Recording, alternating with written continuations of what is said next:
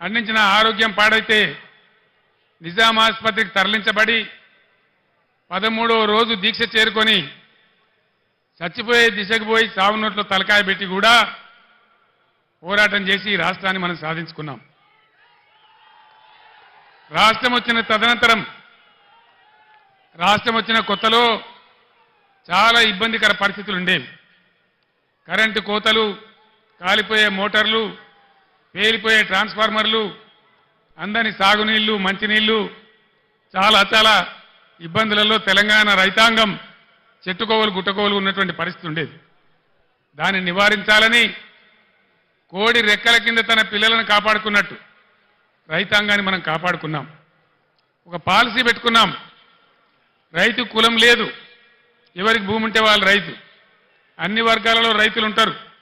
అందుకోసం వాళ్ళని కాపాడాలని, గ్రామాలు పట్టుకొమ్మలు కావాలని పట్టుబట్టి ఒక 5 పథకాలు పెట్టి, ప్రపంచంలోనే ఎక్కలేనటువంటి పథకాలు పెట్టి రైతాంగాన్ని కాపాడుకున్నాం. రైతు బంధు దేశంలోనే మొట్టమొదటిసారి ఎకరానికి 10,000 రూపాయలు ఇచ్చేటువంటి రైతు బంధు కార్యక్రమాన్ని తీసుకున్నాం. 24 గంటలు రెప్పపాటు పోకుండా, మోటార్ కాలకుండా, ట్రాన్స్ఫార్మర్ కాలకుండా ఉండే విధంగా నాణ్యమైన కరెంటు సరఫరా చేసుకున్నాం. రైతు చనిపోతే, ఒక గుంట భూమి ఉన్న రైతు చనిపోయినా ఆయనకు 5 లక్షల బీమా వారం 10 రోజుల్లో వచ్చేటట్టు ఏర్పాటు చేసుకున్నాం. అదేవిధంగా రైతుల పంట మొత్తం ప్రభుత్వమే కొనుగోలు చేసి నేరుగా వాళ్ళ బ్యాంకులలో రైతు బంధు వచ్చే విధంగా చేసుకున్నాం. అదేవిధంగా ఇట్లాంటి కార్యక్రమాలతోని రైతులలో ఒక ధీమా, ఒక ఆత్మవిశ్వాసం కల్పించగలిగినాం. అంబేద్కర్ గారు వెనుకబడిన తరగతుల గురించి పోరాటం చేసిన జ్యోతిబా పూలే గారు చూపించిన మార్గంలో గత 70 ఏళ్లలో లేనటువంటి 1100 గురుకుల పాఠశాలలు, వాటన్నిటిని జూనియర్ కాలేజీలుగా మార్చుకున్నాం. అవన్నీ కూడా మీ కళ్ళ ముందర ఉన్నాయి. కులము మతం లేకుండా దళితుల కోసం, గిరిజనుల కోసం, ముస్లిం వర్గాల కోసం, పేద వర్గాల కోసం, బలహీన వర్గాల కోసం 1100 రెసిడెన్షియల్ జూనియర్ కళాశాలలు ఈ రాష్ట్రంలో పెట్టుకున్నాం. దళిత బిడ్డలు, బీసీ బిడ్డలు, ఓసీ బిడ్డలలో కూడా నిరుపేదలు, గిరిజన బిడ్డలు ఎవరు కూడా విదేశాలకు పోయి చదువుకుందామంటే 20 లక్షల రూపాయల ఓవర్సీస్ స్కాలర్షిప్ ఇచ్చుకున్నాం. ఈరోజు ఇవన్నీ కూడా మాయమైనాయి. గత 5 నెలల్లో ఒక్క బిడ్డకు కూడా ఓవర్సీస్ స్కాలర్షిప్ ఈ ప్రభుత్వం ఇవ్వడం లేదు. దళిత వాడలు ధనిక వాడలు కావాలని దేశంలోనే ఎక్కడ లేనటువంటి విప్లవాత్మకమైనటువంటి మార్పు, సంవత్సరానికి 1 లక్ష కుటుంబాలు, 2 లక్షల కుటుంబాలు బాగు చేసుకుంటూ పోవాలని 10 లక్షల రూపాయలు ఇచ్చుకుంటూ ఒక కుటుంబానికి దళిత బంధు కార్యక్రమాన్ని తీసుకున్నాం. ఈరోజు కాంగ్రెస్ పార్టీ వాళ్ళు చెప్పినారు, కేసీఆర్ 10 లక్షల రూపాయలు ఇస్తా ఉన్నాడు, మా ప్రభుత్వం వస్తే మేము 12 లక్షల రూపాయలు ఇస్తాం అని ఆనాడు వాళ్ళు మాయ మాటలు చెప్పినారు. 1,30,000 మంది దళితులకు బీఆర్ఎస్ గవర్నమెంట్లోనే దళిత బంధు శాంక్షన్ చేసినాం. ప్రొసీడింగ్స్ ఇచ్చినాం.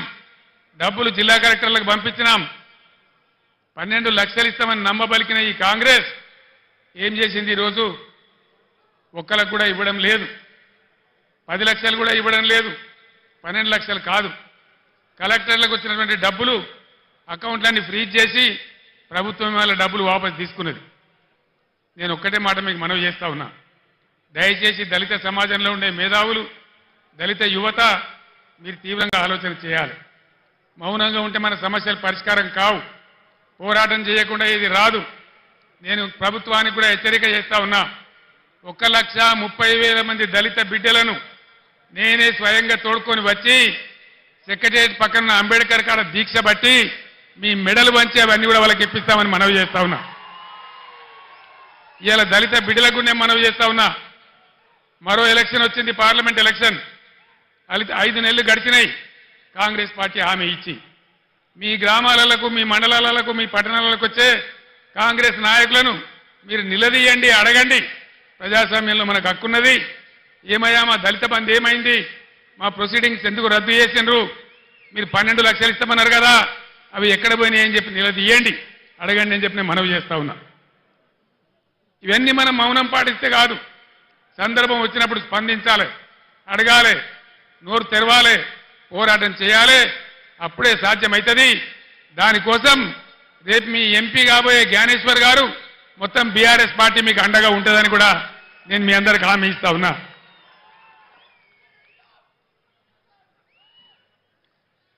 గురుకులాలు పెడితే ఆర్ఎస్ ప్రవీణ్ కుమార్ గారు వాటిని అద్భుతంగా నడిపిస్తే వందల వేల మంది పిల్లలకు ఐఐటీలో, ఐఐఎంలో, మెడిసిన్లో, ఇంజనీరింగ్లో సీట్లు వచ్చినాయి. వేలాది మంది దళిత, గిరిజన, బలహీన వర్గాల బిడ్డలు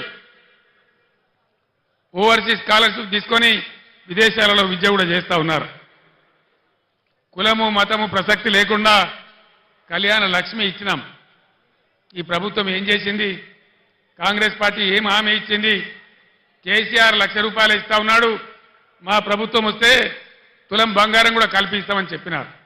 యాడికి పోయింది తులం బంగారం? నేను మొన్న సిరిసిల్లలో కూడా అడిగినాను, తులం బంగారం కొందామంటే మార్కెట్లో దొరుకుతలేదా ఈ ప్రభుత్వానికి? ఇది ప్రజలను మోసం చేయడం కాదా? దయచేసి మీరు ఆలోచించాలని చెప్పి నేను కోరుతా ఉన్నా. అదేవిధంగా కులము, మతము అనకుండా కుల వృత్తుల మీద ఆధారపడ్డ